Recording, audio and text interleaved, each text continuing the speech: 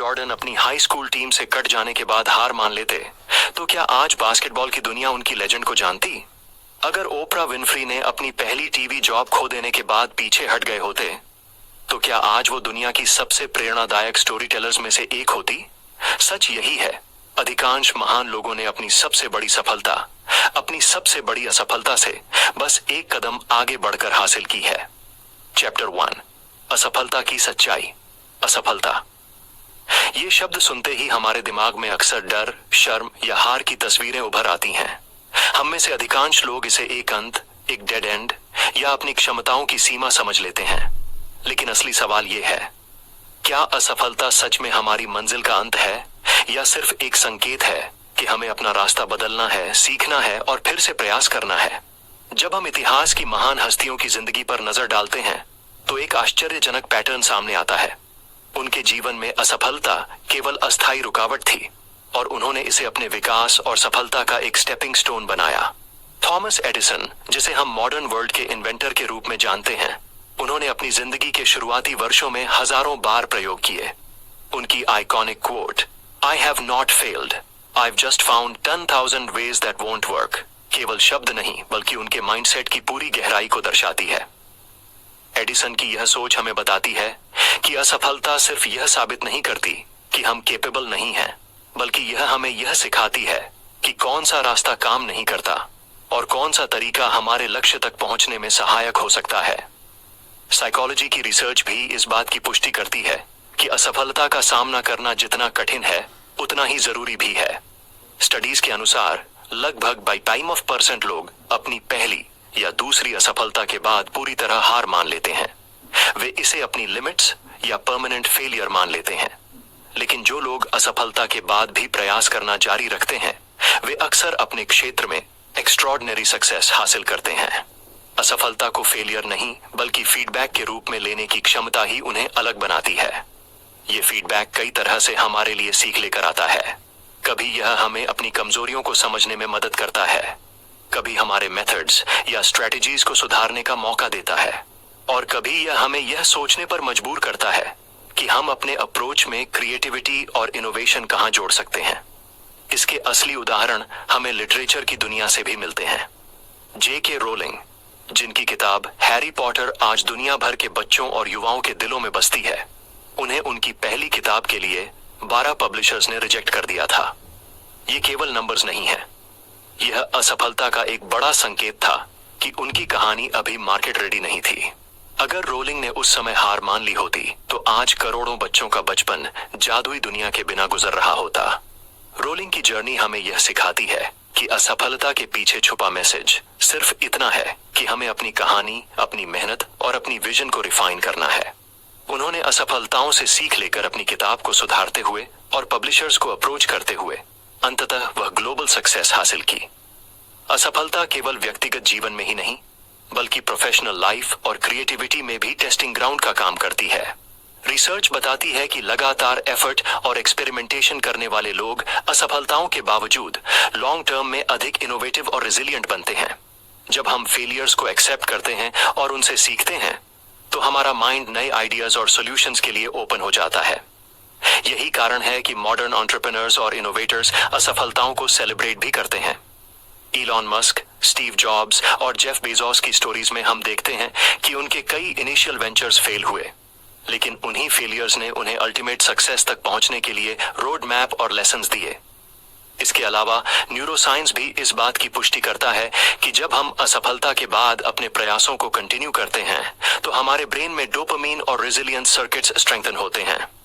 इसका मतलब यह है कि हमारी ability to cope with challenges और प्रॉब्लम सॉल्विंग स्किल्स असफलताओं के रिपीटेड एक्सपोजर से और बेहतर होती हैं। यही वह साइकोलॉजिकल और बायोलॉजिकल मैकेनिज्म है जो असफलताओं को केवल नेगेटिव एक्सपीरियंसेस नहीं बनाता, बल्कि उन्हें ग्रोथ और मास्टरी के स्टेपिंग स्टोन्स में बदल देता है। एक और महत्वपूर्ण पहलू है माइंडसेट का। कैरल ड्वेक की रिसर्च के अनुसार लोग दो तरह के माइंडसेट के साथ दुनिया को देखते हैं, फिक्स्ड माइंडसेट और ग्रोथ माइंडसेट। फिक्स्ड माइंडसेट वाले लोग असफलताओं को पर्सनल लिमिटेशंस मानते हैं, जबकि ग्रोथ माइंडसेट वाले लोग इसे लर्निंग अपॉर्चुनिटीज मानते हैं। यही वजह है कि जिन लोगों ने अपनी जिंदगी में एक्स्ट्रॉर्डिनरी सक्सेस हासिल की है, उन्होंने कभी असफलताओं को पर्सनल फेलियर नहीं माना। उन्हें पता था कि असफलता का मतलब यह नहीं कि मैं केपेबल नहीं हूं, बल्कि यह कि मुझे और कोशिश करनी है और अप्रोच बदलकर आगे बढ़ना है। असफलता की सच्चाई यही है, यह डराने वाली नहीं है, बल्कि सीखने और आगे बढ़ने का अवसर है। हर महान व्यक्ति की कहानी इस प्रिंसिपल को दोहराती है। असफलता केवल यह तय करती है कि हमारा जर्नी कहां से शुरू होता है, और परसिवियरेंस यह तय करता है कि जर्नी कहां खत्म होगी। J.K. रोलिंग, थॉमस एडिसन और काउंटलेस अन्य लेजेंड्स ने यही साबित किया कि असफलता केवल टेम्परेरी हर्डल है, और उसके बाद जो कदम हम उठाते हैं वही हमें अल्टीमेट सक्सेस तक पहुंचाता है।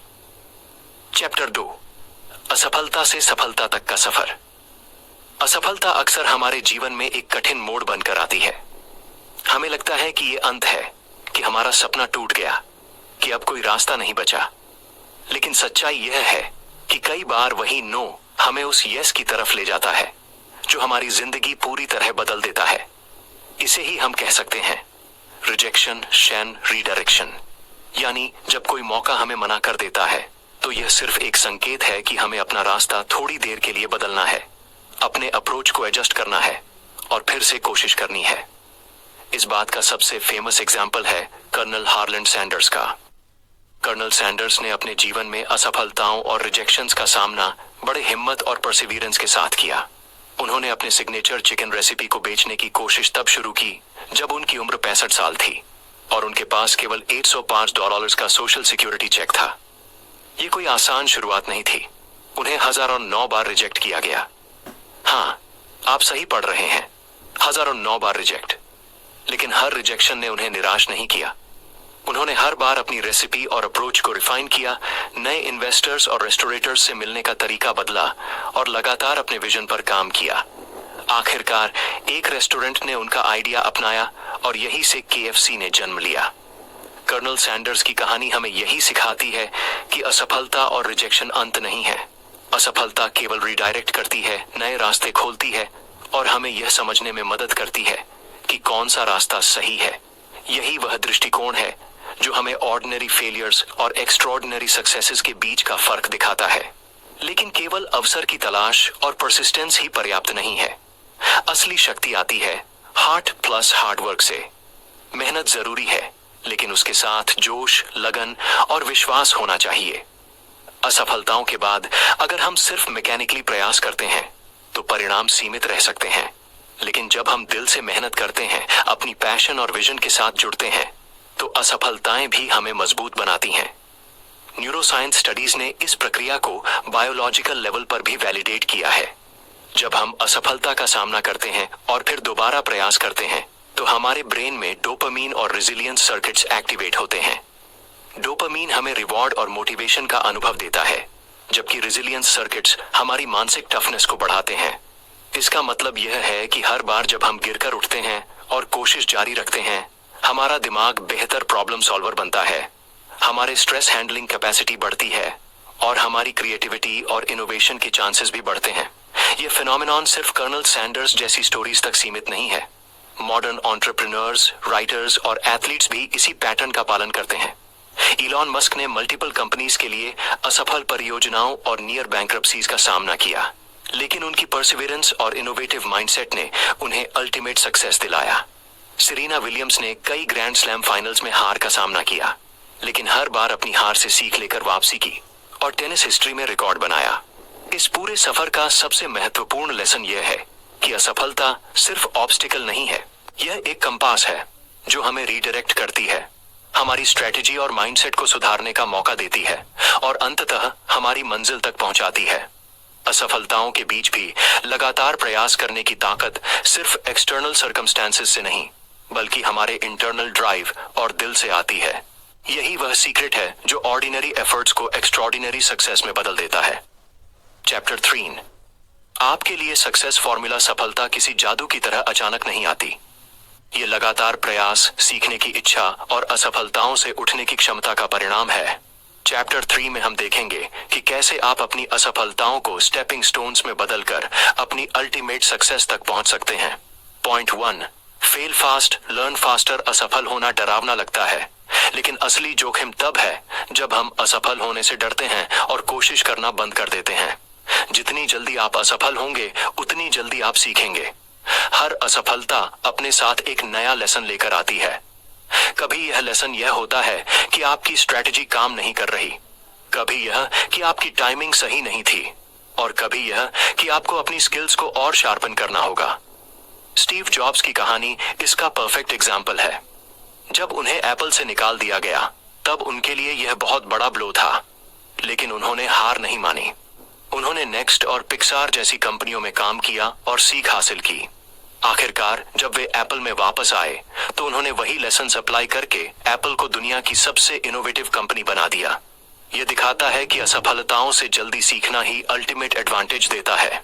Point 2, lifestyle tips for success. सिर्फ सीखना ही काफी नहीं है। असफलताओं के बाद स्ट्रक्चर्ड अप्रोच अपनाना बहुत जरूरी है। यहाँ 3 पावरफुल लाइफस्टाइल टिप्स हैं। जर्नल रखें, हर असफलता के बाद लिखें कि क्या गलत हुआ और अगली बार क्या सुधार सकते हैं। यह सिर्फ मेमोरी एड नहीं है, बल्कि आपकी थिंकिंग प्रोसेस को भी शार्पन करता है। जब आप लिखते हैं तो आप अपने इमोशंस, ऑब्जर्वेशंस और लेसन्स को स्ट्रक्चर में लाते हैं, जिससे अगले प्रयास ज्यादा इंटेलिजेंट और इफेक्टिव बनते हैं। मेंटर्स खोजें। हर बड़े अचीवर के पीछे कोई ना कोई गाइड होता है। मेंटोर आपको पर्सपेक्टिव, गाइडेंस और मोटिवेशन देते हैं। असफलताओं में अगर हम अकेले फंस जाते हैं तो डिस्करेज होना आसान होता है। मेंटोर्स हमारी गलतियों को एनालाइज करने, रणनीति सुधारने और सही दिशा में आगे बढ़ने में मदद करते हैं। कंसिस्टेंसी को वर्शिप बनाइए। हार मानना आसान है, लेकिन एक कदम और चलना ही मिरेकल पैदा करता है। कंसिस्टेंसी सिर्फ एफर्ट डालना नहीं है, बल्कि डिसिप्लिन, रूटीन और पेशेंस का कॉम्बिनेशन है। माइकल जॉर्डन ने कहा था कि टैलेंट उसे कोर्ट पर लाता है, लेकिन डिसिप्लिन और कंसिस्टेंसी उसे लेजेंड बनाते हैं। हर दिन छोटा कदम उठाना, चाहे जितना भी कठिन हो, वही आपको अल्टीमेट सक्सेस तक ले जाता है। याद रखिए, आपकी सबसे बड़ी सफलता आपकी सबसे बड़ी असफलता से बस एक कदम आगे है। सवाल यह नहीं कि आप गिरे या नहीं, सवाल यह है कि क्या आप उठे और एक कदम और चले। इतिहास की हर महान कहानी यही साबित करती है कि जो लोग असफलताओं के बावजूद उठते रहे, वही अपनी मंजिल तक पहुंचे। असफलताओं को मत डरिए, उन्हें एम्ब्रेस कीजिए, उन्हें सीख और ग्रोथ का माध्यम बनाइए, क्योंकि आपकी सफलता आपके अगले कदम में छिपी है, और वही कदम आज आपके विजन और मेहनत से जुड़ सकता है। याद रखिए, हर असफलता सिर्फ आपके लिए एक लेसन है, और हर लेसन आपको आपकी मंजिल के और करीब ले जाता है। दुनिया असफलता को अंत समझती है, लेकिन समझदार लोग जानते हैं ये वही जगह है जहां से सफलता शुरू होती है।